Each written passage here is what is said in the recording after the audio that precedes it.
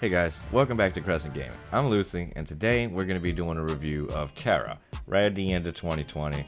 So without any further ado, let's just jump right in. Alright, now let me go ahead and pull up the graph on screen and you guys can see the overall score of how TERA fared against our different 6 categories. So what we decided to do here is we're going to go into a little bit depth on each one of the 6 categories.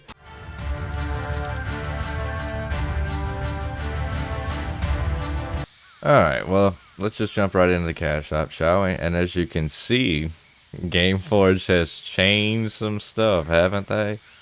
Yes, they sure have. I mean, this is, go figure, that's the first thing they upgrade, right? The cash shop. So, I mean, just like every other game that suffered... Oh, look at this crap, huh? What? Straight up gambling, huh? Look at that. So now they have this new currency. Alright, so check this out. Come to the cash shop has taken control now, and check this out. With this new currency, you can literally, roll your dice, baby! Ugh, a super duper new gotcha thing. Look at this, huh? With gear in it, all kind of other stuff, man. Yeah. What just a horrible thing, huh? Go to items. You got the TERA. I mean, I don't even know what to say anymore sometimes with these cash shops. Surprise box. Club TikTok, whatever. Mystery fashion. Weapon skin, costumes. Of course, you have your enchanting things to help you boost your horrible enhanced chances, because this game also has horrible enhanced systems. Of course, you have countless... I wonder how much each one of these things are. You know what? It doesn't really matter. Consumables, you know, vanity, of course, companions. You come down, mounts. Look at this, 29. Surprise dinos, surprise, yada yada. Flying skill, golden mounts, 29. I bet you that's $30. That's probably what that is. This is just, you see what I'm saying? This is atrocious. This is the first and only thing they changed. Added a new wheel of jackpot so you can gamble away even more money now. A gift calendar for login rewards. Nobody want that crap, man. You want all this stuff. This is what you want. I mean, there you go. Cash shop in a nutshell. They don't care anymore. They're like, the content becomes the cash shops now, and the microtransactions are actually the purchases of the game. That's where we are in 2020. It's horrible. It's horrible. This is madness. This is just madness. You can buy a speed boat. I mean, they're going. They really went balls deep, huh? Well, there you go.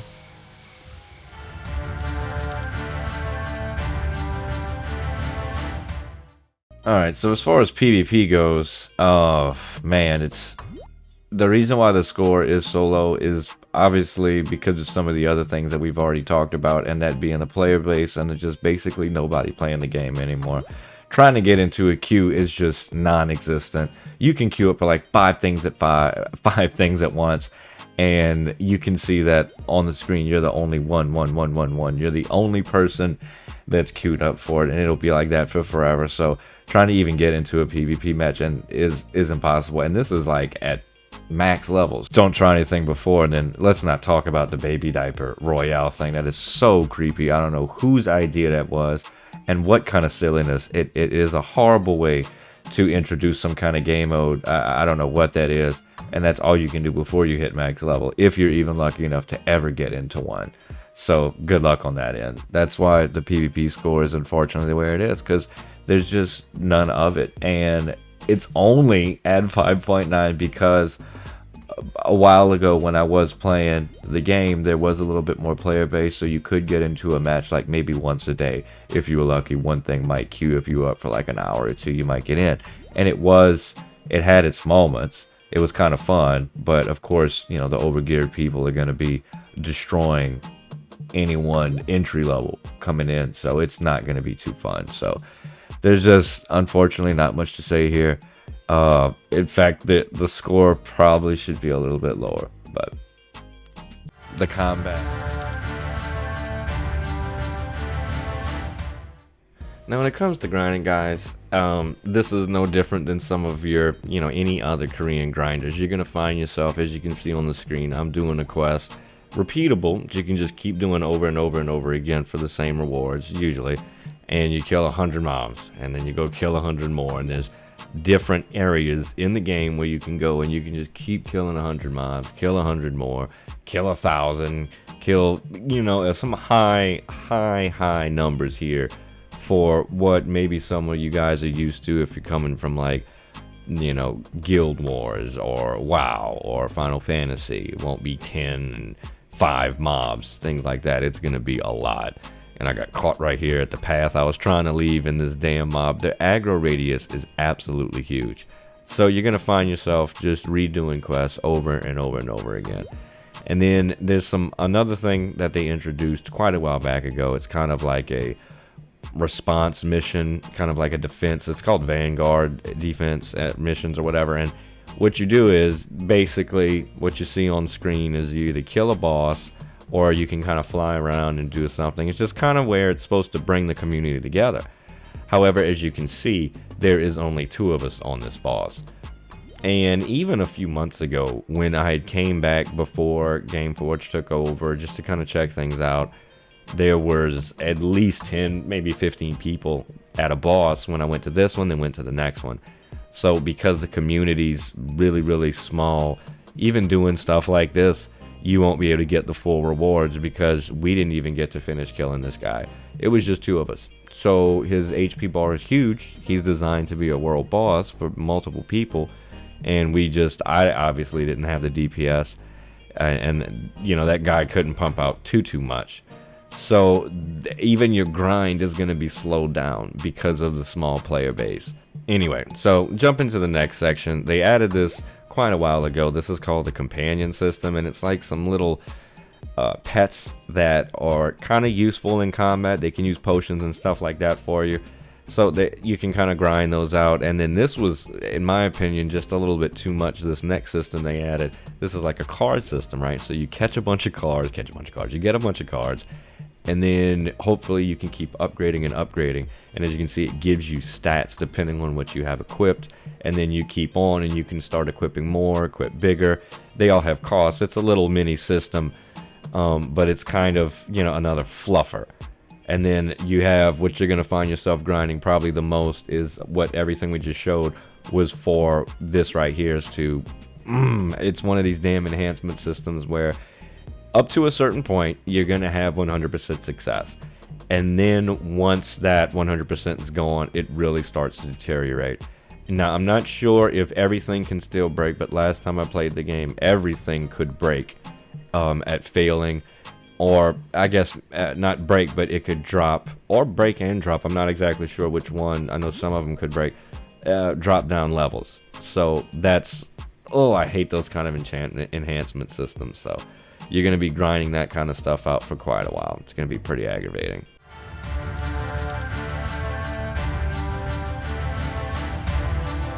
Alright, and when it comes to the community, guys, it's actually, if there would be more people, I think you would definitely have a better score here. And one of the reasons it is low is, again, going back to the fact that there is not that many people playing. So it is a very small community. And I would say the dev team has been out of touch for a long time, but publishing rights and ownership and, a mixture of all that stuff has occurred recently to now where Gameforge is the publisher, and I think they're going to be the developer as well. So they're taking over from In-Mass Entertainment, who originally did the game. So I don't know if that's going to be, if they're going to be more transparent and more vocal with the community. I guess that's something that we'll just have to see. If you guys are familiar with Gameforge, you kind of know how their practices are. So I wouldn't hold my breath on this one. For the game turning around is, just do a magical 180 and start going in the right direction. I just don't see that happening. Other than that, there are still some active guilds, and you can get into some people that still play, and you can do, group content with them and with a guild. That way you don't have to pug everything, which I'm not saying that it's not bad. It's actually kind of interesting that on the PvP side, you have no real community there, at least in the sense where a random new person could just come in and get introduced to it. Now, on the other hand, you have the LFG for the dungeons, and that usually does pop relatively quickly, even as if you're queuing as a DPS character. So there's kind of give and take. And then again, going back to the world bosses and things, I kind of had to show this again. This was later on, and then one other person showed up, so it was me and one other person. And you know, when you think MMO, you think of massive multiplayer, you know, the two first words of the acronym.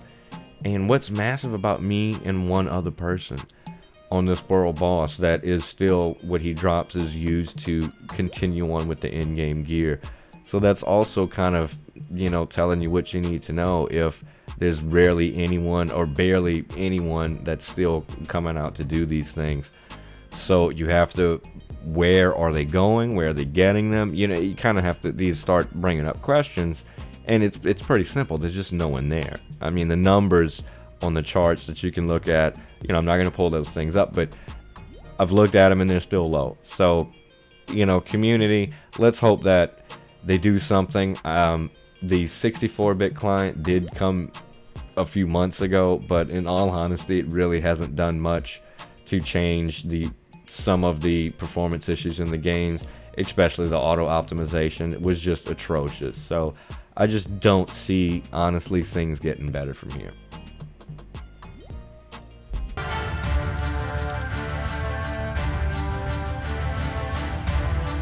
Alright, now visually, when the game first came out, it had some charm to it.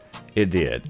And then you can quickly, it quickly falls off. The aesthetics, the worlds, and the textures, even when the game first launched. Yeah, because it was hyped up a lot. I got found this pack, I'm not probably the only one. However, even from day one when it was first launched back then, some of the textures and everything, it felt very old, even as it was brand new. And a lot of the things haven't gotten better. Yeah, there's some better lighting that, you know, they've updated, like with the 64-bit update, so you get some of that. Who cares though if the textures look like they're in 64 by 26 pixels on 1920 by 1080? So it's kind of give and take. Sometimes you do get some really cool visual effects, some really cool spell effects, but it's very hit and miss. Things are very hit and miss. Like here in this little water scene, you know, it's like in 2020, you just updated the 64-bit client. I think there should be a little bit more here. It just feels like a very barren landscape, a very barren game. Every once in a while, like I said, you do see some really cool things. It's usually some of this later added on content. As you see here, this is on the latest patch. I haven't followed all the way with the story mode, so I can't tell you exactly what's going on. But it's not, especially for the standards that most of you guys hold things to today. And I know I'm not the only one that does enjoy a good looking game.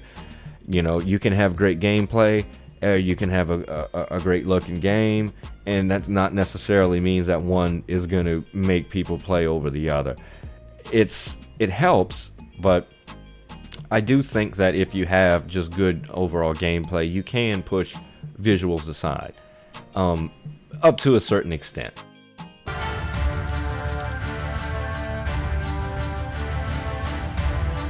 Alright, now when it comes to PvE, it's very straightforward. The leveling process is pretty much all story quests. Most of them you'll never need to finish because you're going to over-level so quickly against the story quests. This is some gameplay of my archer right here, and I'm doing it is the first dungeon. However, when you first do it, you do it solo. I guess they kind of want you to get an understanding of how boss mechanics and things work, and truly it's just, you know, dodging, moving out the way, and staying out of the red stuff. Nothing big here. I mean, the action combat does make it very fun, but even though that is, because this isn't the only game anymore, and there's multiple ones out there, particularly Broadcast Online, with the extremely fast-paced, flashy, almost fighting game mechanics in the combat system, it makes some things that we would have been like, yeah, you know, 9 years ago, not seem as attractive.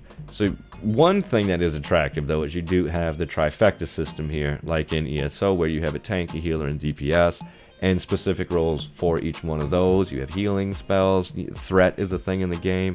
As you can see, we're doing a dungeon right here. This is R9 Kennel, I think, yeah. And I mean, yeah, I do a little bit of DPS, but somebody in this group or multiple people were doing a massive amounts. They just annihilated this boss. So getting to that, this is kind of what you'll be doing most of the time in in-game. It's just dungeon after dungeon after dungeon after dungeon. If you're in a guild that is active, if you're lucky to find one of those and you have the DPS and you know how to play the game correctly, you can get into the raids and you can do that a little bit, but there's just not much in-game content. It's kind of always been the bane of this game from launch. A lot of people quit before they even got to level 50, which was back then was the max, because there was no in-game past like level 40. The last dungeon you did during that process was that, and then that was it. So the in-game has always been very lackluster. Now you do have some crafting and some gathering that you can do in this game, and you know, take a minute just to look on the world and you can see what I was saying, how it just feels so empty and it's just so barren. It reminds me of like a Microsoft golf simulator from like 1998. You know, it's just kind of crazy, or one of the little golf games. It's almost too nostalgic in its simplicity. So anyway, you still have gathering and you have crafting, not too much useful. So meh. You know, there's just I don't know. I guess they just kind of abandoned, you know, all those things later on, you know, real later on. So as far as that, you know, kind of stuff goes, yeah, you can run out in the world and you can still do it. There is things to do. There is a little mini system. It seems like there's pretty much no reason to be doing it. I mean, the kind of crafting situation is in the state for most games. So PvE wise, you're probably just going to be farming mob after dungeon. And then you go to one of the main cities and you can do, like I said, a little bit of crafting. I don't know if the in-game crafting is even really worth it, because most people are just trying to buy some annihilation items with the right RNG stats on it, which is just, it's atrocious. Hey guys, thanks for watching. I hope you found the information useful. And please don't forget to thumbs up and subscribe if you like the content and you want to see more. And until then, we'll see y'all next time.